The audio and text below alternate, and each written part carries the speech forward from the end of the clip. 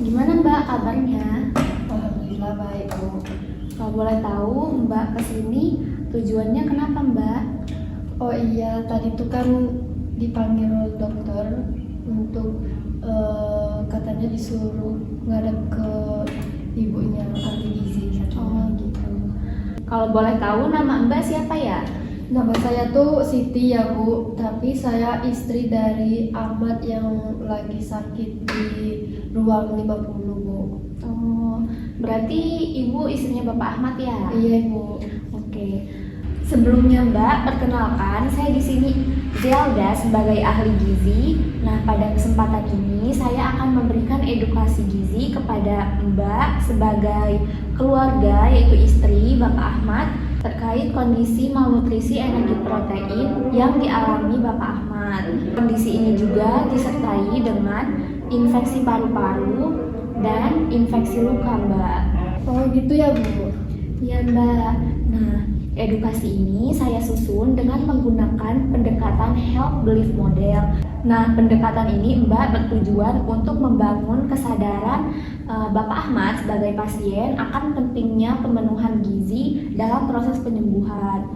Nah, serta teori perubahan perilaku gizi yang akan membantu memfasilitasi perubahan perilaku makan pasien secara bertahap. Nah, harapannya Mbak, setelah edukasi ini Bapak Ahmad dan keluarga dapat lebih memahami pentingnya makan cukup dan yang bergizi, khususnya untuk konsumsi protein dan energi, di mana agar proses penyembuhan luka dan infeksi yang dialami Bapak Ahmad itu dapat berjalan lebih cepat, serta kondisi tubuh Bapak Ahmad itu bisa kembali membaik, Mbak, gitu.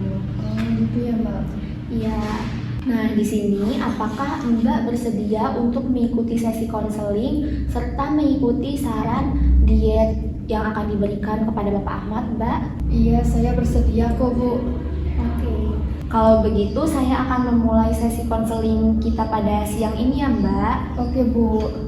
Nah, sebelumnya Mbak, di sini saya ada leaflet terkait penyakit yang Bapak Ahmad alami, yaitu penyakit malnutrisi energi protein, pneumonia, serta selulitis. Nah, di sini Mbak bisa melihat. Sebelumnya nih Mbak udah pernah tahu belum sih apa itu penyakit malnutrisi energi protein, terus kemudian pneumonia dan selulitis? Nggak tahu apa itu, Bu. Nah, jadi Mbak, malnutrisi energi protein itu merupakan kondisi ketika tubuh tidak mendapatkan cukup energi dan protein dari makanan gitu. Nah, jadi dia itu menyebabkan malnutrisi. Nah, malnutrisi itu pada energi dan protein itu, Mbak. Nah, gejalanya itu biasanya berat badan itu turun drastis, terus lemah, mudah lelah, terus nafsu makannya menurun. Nah, di sini kan Bapak Ahmad ada keluhan dalam 1 bulan terakhir penurunan berat badan itu sebanyak 5 kg ya, Mbak? Iya, Bu. Nah, itu tanda dari penyakit malnutrisi energi protein.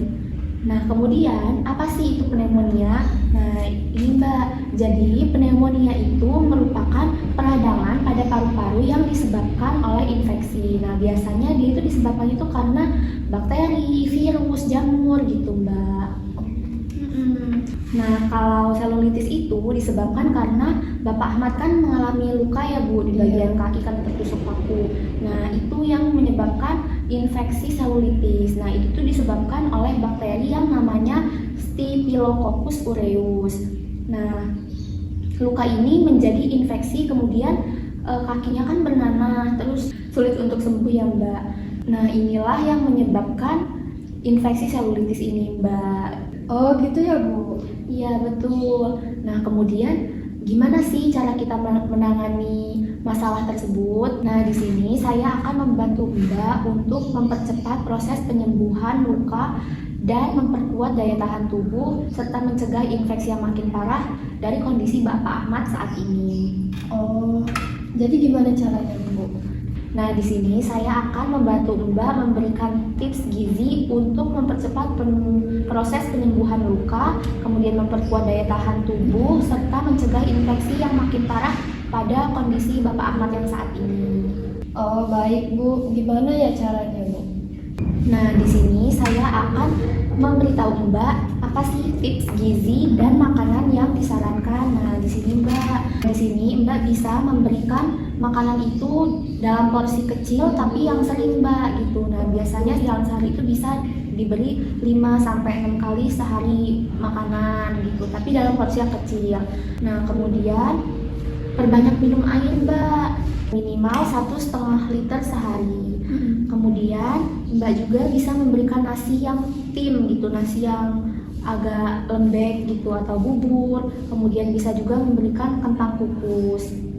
Oh gitu ya Mbak. Iya, kemudian untuk prinsip dietnya itu yang akan diberikan di sini kita akan memberikan diet yang tinggi energi dan tinggi protein karena kondisi Bapak Ahmad yaitu kan malnutrisi energi protein. Kemudian diberikan juga diet rendah garam 3 yang ukurannya itu 1000 sampai 1200 mg per hari untuk takaran garamnya. Kemudian memberikan makanan yang lunak yang mudah ditelan dan dicerna, dan juga memberikan makanan dalam porsi kecil tetapi sering.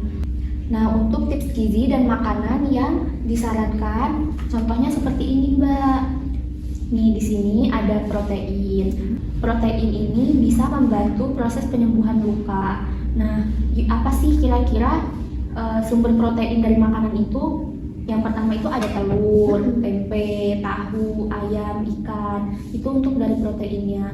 Kemudian untuk energi itu fungsinya untuk mencegah tubuh makin lemas. Energi ini bisa sumber makanannya bisa dari nasi, ubi, kemudian kentang, dan sumber karbohidrat lainnya gitu Mbak. Gitu ya Bu. Iya Mbak. Selanjutnya yang penting juga itu ada zat besi. Nah, zat besi itu fungsinya untuk mencegah lemas dan pucat pada Bapak Ahmad. Nah, sumber dari zat besi ini bisa dari hati ayam, kemudian sayur bayam, kemudian daging-dagingan gitu, daging merah gitu Mbak. Kemudian ada juga vitamin C. Nah, vitamin C ini penting untuk membantu penyembuhan luka. Nah, kalau vitamin C ini bisa nih, kalau selain dari suplemen, kita juga bisa ngasihin buah-buahan yang ada vitamin C-nya. Contohnya seperti jeruk, pepaya, tomat gitu Mbak. Kemudian zinc juga penting Mbak untuk mempercepat penyembuhan luka. Contoh makanannya itu bisa dari ikan, telur, biji-bijian gitu Mbak. Nah, di sini Mbak juga harus tahu nih makanan yang perlu dihindari dari kondisi Bapak Ahmad saat ini. Nah, di sini saya akan memberikan contohnya makanan yang perlu dihindari. Yang pertama ada makanan tinggi garam. Tinggi garam itu kayak yang dari makanan instan gitu Mbak, kayak misalnya mie instan, kemudian makanan yang ada di dalam kaleng gitu kayak sarden gitu, kemudian sosis. Nah, itu perlu dihindari Bapak Ahmad. Kemudian makanan yang berminyak atau gorengan gitu. Jadi untuk kondisi Bapak Ahmad saat ini harus dihindari dulu Mbak goreng-gorengan gitu Mbak. Selanjutnya makanan yang pedas atau asam. Karena kondisi Bapak Ahmad yang kadang mual gitu kan ya Mbak. Nah, itu perlu dikurangin gitu makanan yang pedas atau asam gitu karena akan memicu mual itu gitu. Nah, gitu Mbak untuk makanan yang perlu dihindarinya. Oh gitu ya Mbak, berarti suami saya nanti kalau dikasih makan jangan sering-sering dikasih makan makanan yang instan, yang goreng-gorengan berminyak banyak, yang pedas, asam gitu ya Bu? Nah iya Mbak, itu untuk saat ini harus dihindari dulu ya Mbak. Oke Bu. Nah, kemudian jangan lupa juga nih Mbak, kalau misalnya memberi makan kepada Bapak Ahmad itu bisa dikasih 5 sampai 6 kali dalam sehari, tapi memberinya itu dalam porsi yang kecil. Tiap kali memberinya itu dalam porsi yang kecil gitu Mbak. Oh gitu ya Bu? Iya Mbak. Tapi kayaknya saya nanti lupa deh. Boleh nggak kertas ini nanti dibawa pulang? Boleh Mbak, nanti kertas ini bisa Mbak bawa pulang untuk memberikan contoh kepada Mbak makanan yang perlu dihindari dan tips gizi makanan yang telah saya sarankan. Nah, pesan saya untuk Mbak, dampingi Bapak Ahmad saat makan. Kemudian kalau misalnya Bapak Ahmad itu sulit makan, itu semaksimal mungkin Mbak dorong Bapak Ahmad untuk tetap makan meski sedikit gitu Mbak. Kemudian Mbak juga perlu nih memantau luka dari Bapak Ahmad gitu. Apakah lukanya makin besar, kemudian demamnya apakah turun atau tidak, kemudian dari kondisi Bapak Ahmad yang lemas. Nah, itu perlu Mbak pantau apakah ada perubahan atau tidak gitu Mbak. Oh gitu ya Bu. Oke, nanti saya akan coba untuk mendampingi suami saya nanti. Nah, saya rasa Mbak Siti sudah paham ya. Iya sih, saya sudah paham kok Bu.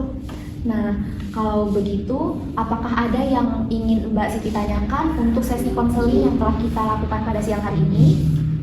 Kalau untuk saat ini, saya sudah cukup paham Bu untuk makanan apa yang harus dihindari dan apa yang harus diberikan kepada suami saya nanti. Nah, oke. Kalau begitu, kalau dari Mbak Siti belum ada yang ingin ditanyakan, nah kita bisa tutup konseling pada siang hari ini. Nah, tapi kalau nantinya Mbak Siti bingung, nah Mbak Siti bisa menghubungi saya atau Mbak Siti bisa datang lagi ke sini untuk konseling kepada saya terkait kondisi Bapak Ahmad. Oke Bu, siap. Kalau begitu, saya ucapkan terima kasih kepada Mbak Siti karena sudah mau mengikuti proses konseling pada siang hari ini. Terima kasih ya Mbak Siti. Baik Ibu, terima kasih untuk konselingnya hari ini. Iya Mbak Siti, sama-sama. Oke. Baik Ibu, saya izin keluar ke ruang pasien dulu ya Bu. Iya Mbak, hati-hati ya Mbak. Ya, makasih Bu. Iya.